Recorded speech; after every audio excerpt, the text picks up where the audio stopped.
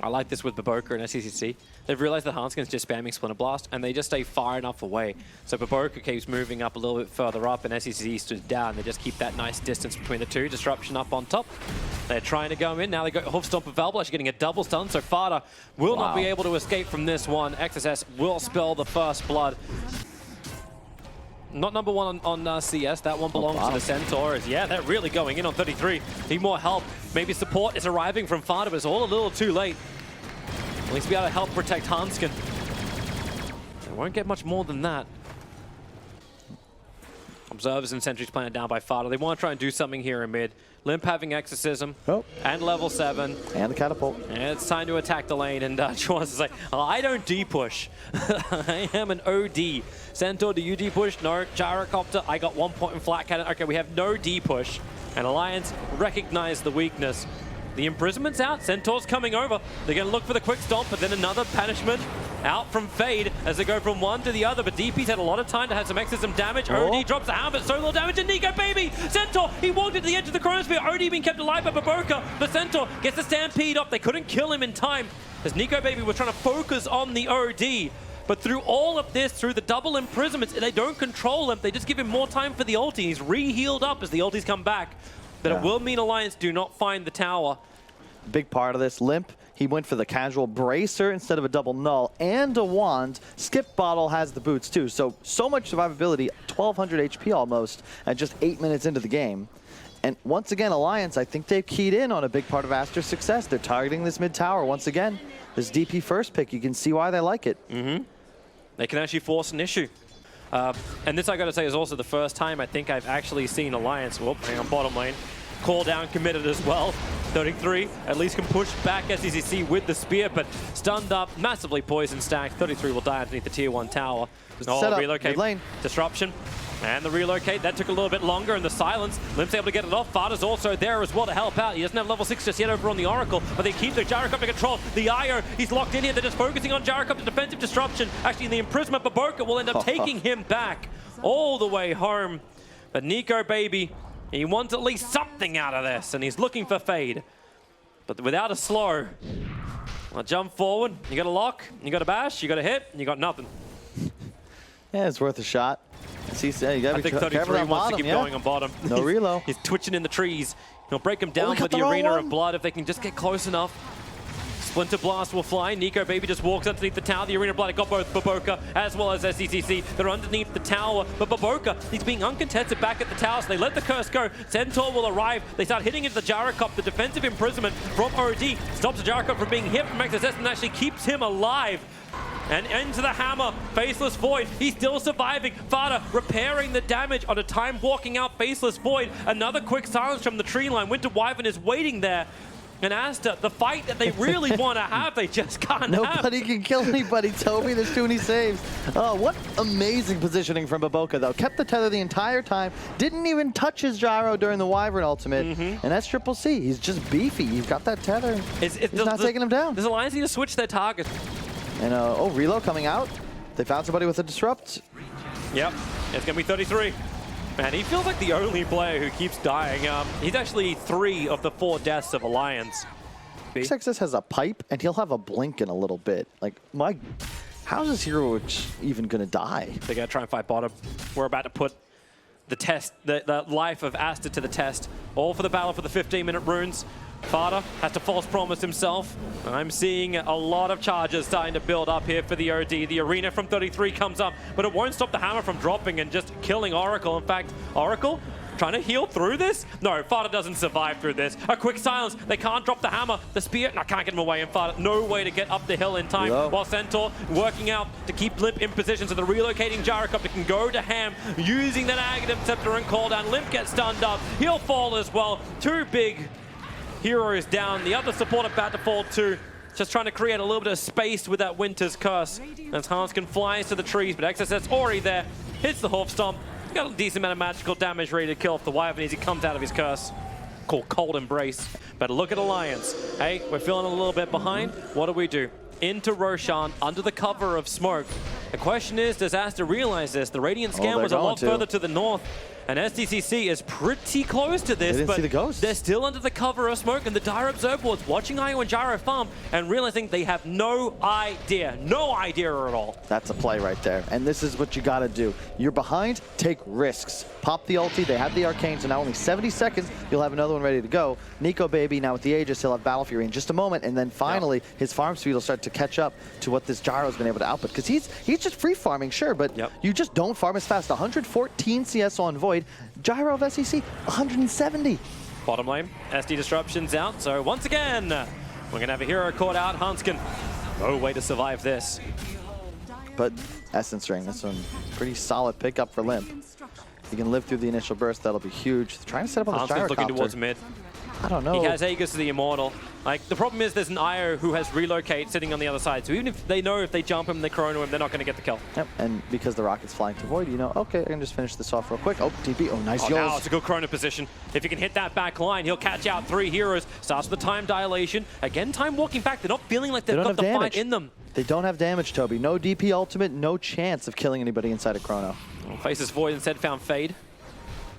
And that doesn't help. Just time walk away from the illusions. Look for their other target up on top, 33. Hang on. Down he goes again on the side lane. They're going to fight this. Relocate. He's going to Nico, ditch. ready to pop the Chronosphere. He's already got it up, and he only has the IO to work with. There's no way. Baboka, he is a team player, and he knew exactly what he was bringing himself back to. Yeah. And even if you do now, yeah, full mech over on IO, 19 minutes in, regen through the roof. And we haven't seen a really impactful exorcism in a while, and we may have to wait a little longer because Limp's about to be initiated on SD. The smoke breaks, and he gets far enough away. Fresh Observer Wall got planted. Man, that got pinged quickly.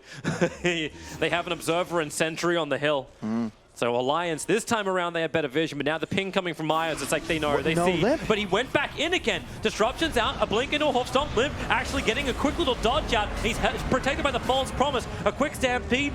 They get on top. Aster want to keep the fight going into the tier 2 tower. Hanskin's here. The curse is out. Wow. It's over on the OD, and they'll start beating into him. Limp's just draining everyone's life. Now Nico will finally arrive in this fight, but Mars is already dead. OD! He's been building up the charges. The hammer just obliterates Hanskin. Limp has to run away from this gyrocopter. It's too much damage, but even the blink down to a hoof stomp. Limp won't escape. He's up in the air. The Aegis Immortal is finally bumped, but he's got no other teammates left. Nico, baby, to celebrate this second life. And really, there's nothing to celebrate unless you're Aster. And I like the little things. Fade was camping bot that whole time. I'll push out the lane a bit, but if he was able to find 3-3, they would have reload in. They're coming up for the top lane. Hello. Homing missiles already chasing Hanskin. Remember, he's got the curse available, and that's why they're staying massively split up. And they've got so much magical damage. The Cold Embrace does not protect you at all. They're going to smoke fight. XSS is the only target they really have to work with, and we'll see just how much they can do. Relocate is up. Baboka and SCCC, they're so close to each other. The Observer, it doesn't see the IO relocate starting. They got the silence, but it won't interrupt. Where's it will? Yulceptor, he cannot get the pull back out again. Perfect control from Limp, watching Baboka like an absolute hawk. And now, even with mech, he can tether that range. Goodness. Yeah. Well, I guess your spirit is strong. Chuan, meanwhile, setting up on 33. You know, it just wouldn't be a game 4 without 33 dying on a side lane well away from the rest of his team. And these 3 cores of Aster still in the top 3 positions, and they're all so strong. The Centaur is just not going to go down. You're going to run out of gas in these fights, Alliance. But there are 2 good things. Like the 10-second BKBs are now up on Alliance, and it's Aster who's looking to probably get aggressive. They're initiating forward. Hoofstomp's already out. Relocate coming in behind Nico, baby. Does not have Chronosphere. He's waiting in the trees. They lose the courier, but Nico does manage to jump away from the attack of Aster. Now, once again, this is around the 25-minute mark. It's around the bounty times. Yep, Aster's gone in. That was SEC's courier sitting inside. And this is Chrono, everything up for Alliance. They just need to see inside the pit. Nico? OD is waiting, SD is waiting. The 2 saves are at the back of the lines. So Limp, yep, smoke's gonna break. They're inside of Roshan. They know. But what do you do? Back in. Kill Roshan. Wait, Face's voice not there. He's Nico. farming underneath the Radiant Observer Ward. That's why Aster feels confident they can just sit inside Roshan, take the Aegis. Woo! XSS. Blink Hopstomps trying to find his target. Father able to use that Blink to get away. And now the Chronosphere. He caught the Iron. They're going to try and kill off BO5 in the backline, slipping under the cover of his own BKB. BO5, can they kill him up? He gets the Meg charge off with the defensive imprisonment from the OD. They can't finish. At least the SD will now fall. BO5 dying as well. Finally, the Texism is doing some damage, but the buyback comes in from the SD. Lim has to get the silence off, but SDCC, he's got so much life, and Far's going to give some back, but a great hook stop from XSS, catching 2 inside the river. Yules try and create some space, trying to get Limp back out of here and make him pay the TP out. Anyone going to stun the homing missile? Wow. Woo, that is close. Woo! Talk about balls of steel. Lim just staring death in the face, gets the port out just in time. What fast fingers from Fada! Saying I might be one of the veterans nowadays, but I still got the quick fingers. He then blinks in to save his Death Prophet. Limp thanking him by getting out in time. They got both supports. Yeah, they got both supports. The only person to die was 33. Oh, I almost feel like he's the new Cinderin right now. Problem though, Toby, is they have Aegis. XSS found his target. Death Prophet needs to get out. Has the Yule Scepter available, not to mention Oracle standing behind him. They don't have cooldowns anymore, Toby. So Aster, you've got a full 100 seconds where you could just walk down a lane. There's no catch anymore from Alliance. Fada's like, I just need to keep disarming the Gyrocopter. Splinter Blast, try and force him back. 33. Well, they get silences through and through, but that tier 3 tower, days are gone. Hanskin's doing whatever he possibly can. With the health burn against Centaur, the heart kind of works against him, but he backs up 4k HP, regens so quickly. And he's actually been given over the cheese. More Splinter Blast, but you said, like, where are these big ultimates? Where are these abilities to try and fight? Nico Baby, the hook stop! He jumped in! The 2, and he hits out hard by the flank, and Nico Baby protected by the cold embrace. He'll have a little bit more time bought for him. The arena is down from 33, but no one is actually inside of it. SDCC with no mana. Remember, he's got the Aegis Immortal. He doesn't care if he dies. They just keep going until Chrono and Exism is up, and that's another good 40 seconds before both are back up and running. Squee, at least one Rex. Whoa, Nico Baby just leaping. That was wild. That's balls deep. That's Nico. Hey, he's still trying to stand on the front lines. He is doing that indeed. Yule Scepter to keep this Gyrocopter up in the air, away from the melee racks. They need a couple more seconds. Chrono is 22. Exorcism is 5. And now the backdoor protection is up. They have some time creation at the moment. 15 seconds on Chrono. No arena. The creep wave is now arriving. Exorcism is up. 8 seconds for Chrono. Nico Baby trying to wrap around the side, but the Radiant Observe Ward that's sitting on the bottom lane, it's scattered out. They know where he is. They know what he wants to try and do. Mars is dying to SCCC, but the Exorcism is already up and running. Now the jump forward. Who have they got? They've got XSS. That's not who they want. Maybe now they can Chronosphere, but no, Nico Baby. He's actually BKB jumping forward. Ooh. Time dilation, but Aster, they're playing around him. This is the styling I'm talking about. This is why they have their own brands of perfume. Aster are just on another level. They've backed themselves up, and now they'll reinsert back towards the melee racks. And SDC is like, come at me, bro. Come at me. What have you got? This is and wild. another hoof stomp. 33 being caught. SEC will engage. BO5 finally coming a little bit further forward. Now remember, there's no more Exorcism available. The jump forward. Nico Baby, Chronosphere. He caught BO5, but he'll need more damage to get the kill. No SC disruption. Face ups on the back lines. You got SEC underneath the tier 4 towers. Caught inside the arena. 33 will end up popping up. The false promise was exactly that. A promise of not health care for all. SDCC still wants to keep fighting another horse on forward. Nico Baby caught out, but the curse, it'll create some space. Jericho's moving in, but again, the disruption. They just can't get a break here, Alliance. As Aster, they want to end this. They're pushing for the tier 4 towers. They know Alliance have nothing in the tank. No big ultis. Too much of a cooldown. They want to end it now. Alliance, what have you got left? What have you got to fight with? They're hitting the Great Wall of China and their heads are hurting. Death Prophet, cold embrace, but the rocket barrage, the flag cannon, she's down as well for the count. Buyback will bring it back to life again. Nico wants one, but again, defensive disruption. Nico, now he can get the kill as he comes out of protection. Up towards the Iron, take out the supports, but another defensive imprisonment. Nico will have to stand inside the call-out if he wants to find this kill on Iron, but man, you've been winding up for all those charges. Mars, he's going to be protected, but Nico is back. They're throwing money at the situation. If they don't have abilities, that'll do, I guess. Death Prophet, once again in trouble. Focus focused down by NCCC. The Dire Ancient is ticking down. 1500 HP. Now the fortification. Another time block is here, but you're just walking through it. XSS just walked over the top of the Winter Wyvern. The Ancient is re-exposed once again. No more fortification available. No more DP as well. She's down. No ultis, no abilities, no heroes left alive, and GG! Aster will take Game 4. They lost one game in their run here to the Grand Final victory, and it was here in the Grand Final, but they triumph at the end of the push. Unbelievable, Toby. What a pop-off, too. They earned this victory. Unbelievable. The Crimson Guard 3-3 with the Bulwark.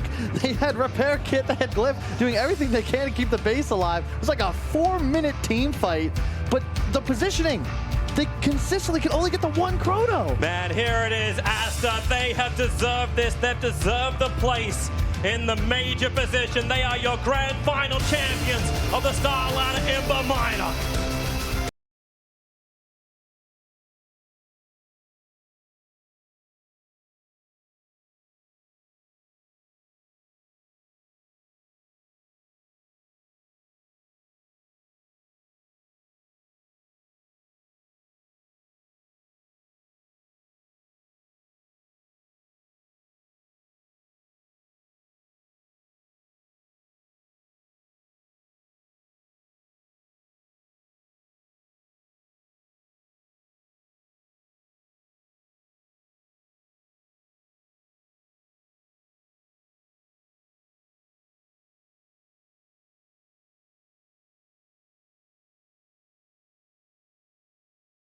What a performance, Aster. Victorious. They looked near unstoppable. No, they were near unstoppable, and only one game they lost. And that one game, as a result, we saw an entirely different side to Aster than what we've seen the entire tournament before that. An incredible run here to talk about their performance and the rest of the teams. I'm here with Tsunami and Nahaz. Guys, I feel like everybody talking about Europe needing more slots, blah, blah. I think there's one region that just keeps pumping these teams out that make it to minor finals after minor finals after minor finals. Where's that extra slot for China? Well, and it's the same story every year. You look at 2018, Vici Gaming and VGJ Thunder come out of nowhere to reach back-to-back major grand finals, losing to a red-hot VP team. Of course, last year, Vici Gaming win here, dropping only one map. They go on to win the Stockholm Major, and now this year, Team Aster, I'm telling you, the Chinese Dota 2 season starts with the Lunar New Year. These teams come out looking refreshed, and Aster was the best team here from the very beginning of the tournament here to the end on stage.